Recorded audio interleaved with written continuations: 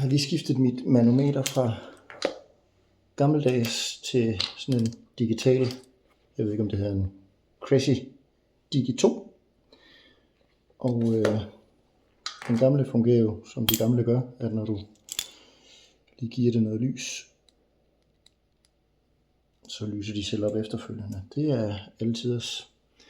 Så jeg var sådan lidt bekymret, da jeg så den her første gang. Den tænder selv, nu er den koblet på, så den skulle gerne vise x antal bar, måske et par hundrede eller andet.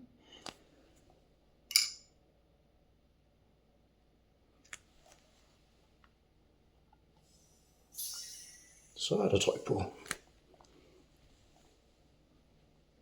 Men det ser sgu lidt træls ud, hvis det er, man kommer ned på nogle dybder, hvor man ikke rigtig kan læse det. Men det er samme princip. Den får lige noget lys. Så er der altså ikke noget problem. Så indtil videre super fedt. Og så er der den her lille beskyttelsesplade med. Og i det øjeblik, man sætter den på, går der et øjeblik, så slukker den selv. Og hvis ikke, så slukker den selv efter 2 minutters inaktivitet. Så vi prøver at se, hvis jeg lukker noget luft ud her.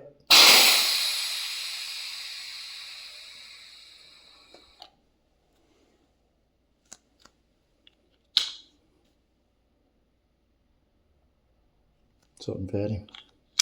Så fedt produkt.